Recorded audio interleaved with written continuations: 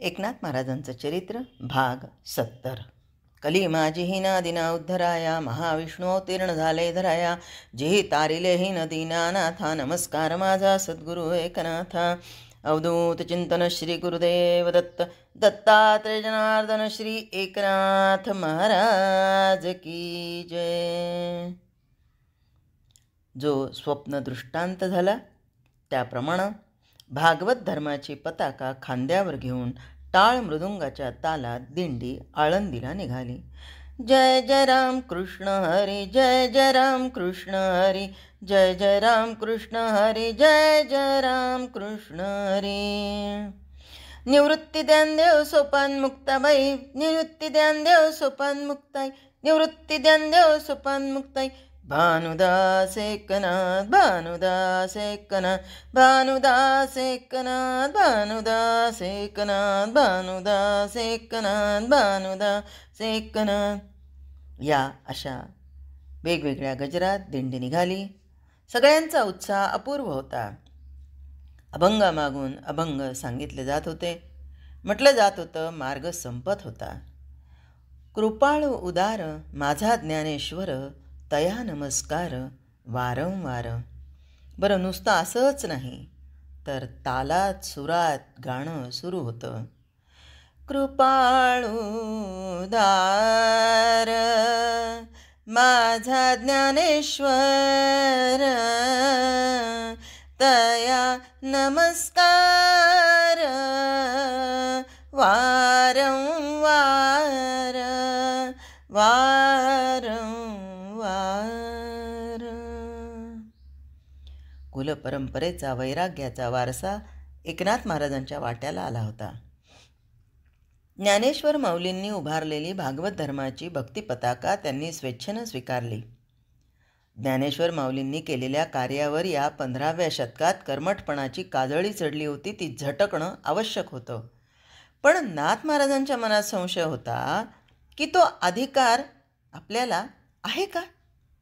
अर्थात भागवत धर्माची होत असलेली हेळसांड उघड्या डोळ्यांनी पाहत बसणं हेही त्यांच्या प्रकृती धर्मात नव्हतं. एकनाथ महाराजांची कुलदेवता श्री एकविरा रेणुका देवगिरीच्या दयाघनाची कृपा झाली म्हणून मनाच्या देव्हाऱ्यात श्री दत्तात्रेयांना स्थान मिळालं. समाज शिक्षणाची दुर्दम्य आणि दृढ इच्छा म्हणून पंढरीच्या पाटलाची पाटीलकी त्यांनी मानली. भानुदास महाराजांनी पांडुरंगाला पुन्हा एकदा भिवरे काठी स्थानापन्न केलं. त्या भानुदासांचा वांशिक वारसा एकनाथ महाराज यांना मिळाला. पण पूर्वजांच्या पुण्याईवर त्यांचं भांडवल करून जगणं ह्या साधू पुरुषाला रुचण्यासारखं नव्हतं. उलट कुलकीर्तीला भव्य उजाळा द्यावा ही त्यांची आंतरिक ओढ आणि त्या तशा मनाच्या भावनिक अवस्थेत आळंदीला जाण्याचा योग जुळून आला. ज्ञानेश्वर माऊलींच्या अमृतवाणीची मोहिनी एकनाथ महाराजांच्या मनावर होतीच. आता आळंदीच्या वाटेवर एकनाथ महाराज ज्ञानेश्वर महाराजांचे अभंग म्हणायचे, त्यांच्या जीवनपटाच्या गोष्टी सांगायचे. तेव्हाही देशकाल परिस्थिती आणि ज्ञानेश्वर महाराजांच्या कार्याची महती, त्यांचं अलोट कार्य आणि त्यांचं अल्प वय सारं सारं रंगवून सांगायचे. श्री ज्ञानेश्वर महाराजांचा वंश कुठेही शिल्लक नाही. त्यामुळं त्यांचा वारसदार अगर अधिकारी वंशस्थ असणं अशक्यच. ज्यांनी विश्वाचं आचमन घेऊन विश्वात्मक भावनेचा निधिध्यास घेतलेला असतो त्यांचे वारस हाडामासांपेक्षा अंतःकरणातील उदात्त ज्ञान समाधीशी जडलेले असतात. ज्ञानदेवांनी अशा अर्थानं मला स्वप्नदृष्टांत दिला नसेल ना? हा विचार येताच नाथ महाराज दचकले. मी माझ्याकडे केवढा मोठेपणा घेते. मी अज्ञानी माणूस ग्रंथशुद्धी काय करणार? तो ग्रंथ पूर्वीच अतिशुद्ध आहे. माझं काम फक्त झाडूवाल्याचं आहे. त्यावर बसलेली धूळ झटकून जाळी जळमट काढून साफसफाई करणं. मी मात्र हे काम अत्यंत प्रामाणिकपणे प्रयत्नपूर्वक परिश्रम घेऊन करायला सिद्ध आहे. इथे आळस हेळसांड होणार नाही. हाती घेतलेला वसा अर्धवट टाकणार नाही, उतणार नाही, मातणार नाही. बरोबरीची मंडळी ज्ञानेश्वर माऊलींचा हरिपाठ म्हणण्यात रंगली होती. देवाची द्वारी उभा क्षण भरी, तेणे मुक्तिचारी साधियेल्या, तेणे मुक्तिचारी साधियेल्या, तेणे मुक्तिचारी साधियेल्या. एकनाथ महाराजांच्या मनात सुविचाररूपी ओव्यांचे हार गुंफले जात होते. मार्ग संपत होता. आळंदी अलीकडे येत होती. गावबा मात्र एकनाथ एकनाथ एकनाथ एकनाथ या नामभजनात निमग्न झाला होता. मंडळी त्याची टिंगलटवाळी करत होतीच. उद्धळ म्हणायचा, ए जाऊ द्या हो भोळा भाबडा जीव, काही वाईट साईट बोलण्यापेक्षा महाराजांचंच नाव घेतोय ना, मग तर झालं. प्रवासातली प्रवचनं गावबा लक्षपूर्वक ऐकायचा. लोक म्हणायचे, एक खोळ्या, तुला त्यातलं काय समजतं रे? तो म्हणायचा, मला दुसरं तिसरं काही समजत नाही, फक्त महाराजांच्याकडे एकटक पाहत राहावं असं वाटतं आणि परत एकनाथ एकनाथ एकनाथ असं म्हणत बसावं असं वाटतं. यात्रेकरू खो खो खो खो हसत टिळ्या लावला, माळा घातल्या, झांज चिपळी वाजवली म्हणजेच ईश्वरभक्ती होते ही त्यांची समजूत. त्यामुळं या चौकटीत गावबा बसत नव्हता. त्याला कुणी लावला तर त्याच्या कपाळावरचा बुक्का दिसायचा. हाती झांजा चिपळ्या दिल्या तर वाजवायचा. एकदा नाथ महाराज चेष्टन म्हणाले, काय गावबा, हल्ली या प्रवासात तुम्हाला पुरणपोळी खायला मिळत नाही, तुमचं पोट भरतं का? गावबा म्हणाला, महाराज तुमच्याकडे पाहिलं की पुरणपोळी खाल्ल्याचं समाधान मिळतं, वेगळी पुरणपोळी कशाला करायची आहे? नाथ महाराज मनात म्हणाले, गावबाची भोळी निष्ठा, त्याची श्रद्धाच त्याला पहिलं पार नेल्याशिवाय राहणार नाही. इतरांच्या ठिकाणी बाकी सर्व गुणविशेष असतात, पण श्रद्धेचा अभाव असतो, त्यामुळं कार्यसिद्धी होत नाही. मुक्कामाचा एक एक टप्पा पूर्ण करत हा वारकरी मेळा आळंदीच्या सीमेवर आला.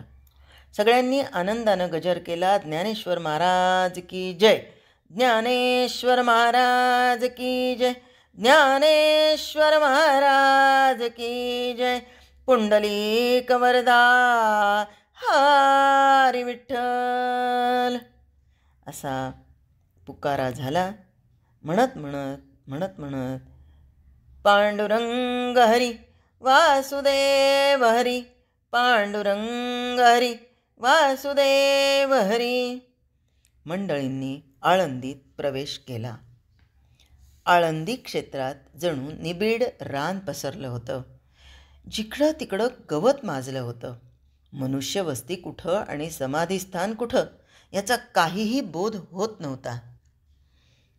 सगळ्यांची मनस्थिती गोंधळलेली होती.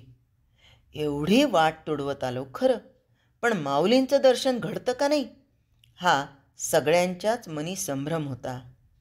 एकनाथ महाराज मात्र शांत चित्त होते.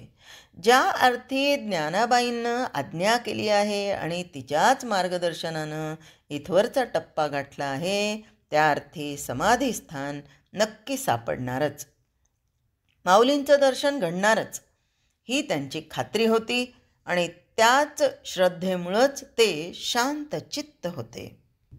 लोकांची नेहमीप्रमाणे आपापसात कुजबूज चालूच होती. दिंडी आळंदीत आली होती, पण लोकवस्ती कुठं दिसत नाही आहे, त्यामुळं तसे सगळेजण संभ्रमित झाले होते. एवढा लांब पायपीट करत आलो आणि माऊलींचं दर्शन न घेताच परतावं लागणार का काय? पण ही आळंदीच आहे कशावरून? गावाच्या काही खाणाखुणा नकोत का? इथं मनुष्यवस्तीच नाही तर विचारायचं कुणाला? झाडाला की झाडाझुडपांना? दिंडी जिथं आली होती तिथून दूरवर 2 कोसांवर लोकवस्ती होती असं कळल्यावरून दिंडी तिकडे निघाली. गावात आल्यावर गावकऱ्यांकडे चौकशी केली असता त्यांनी त्या समाधीस्थळाची तशी माहिती नव्हतीच. कुणी तर चक्क म्हणालं, कोण ज्ञानेश्वर? कुणी उपहास केला, काल काय झाले याची आम्हाला सय नाही आणि 200 वर्षापूर्वीच्या आमच्या बापजाद्यांच्या वेळची हकीकत कुठे विचारता हो? एकनाथ महाराजांचं मन कळवळलं. अरे अरे अरे, एवढ्या थोर विभूतींना समाज विसरू शकतो? हेच तर कटू सत्य आहे. हेच अज्ञानरूपी रान आहे. स्मृतीवर चढलेली बुरशी काजळी ती हीच तर. इतक्या दूरवरून आल्यानं मंडळी दमली होती, श्रमली होती. समाधीस्थानाच्या चौकशीपेक्षा त्यांना भोजनाची आणि विश्रांतीची गरज होती. सगळ्यांची स्नानादिक कर्मे आटोपून जेवणखाण झालं. मंडळी विसावली. पण एकनाथ महाराजांच्या मनाला कुठला विसावा? त्यांना फक्त एकच आस लागली होती, तेव्हा एकदा माऊलींचं समाधीस्थान गवसतं आणि केव्हा एकदा मी स्वप्नदृष्टांताचा साक्षात अनुभव घेतो. सगळेजण आपापल्या जागी विसावलेले पाहून एकनाथ महाराज तिथून हळूच निघाले. त्यांनी मनी खूण गाठ बांधली होती की ते परमपवित्र स्थान हुडकून काढायचंच.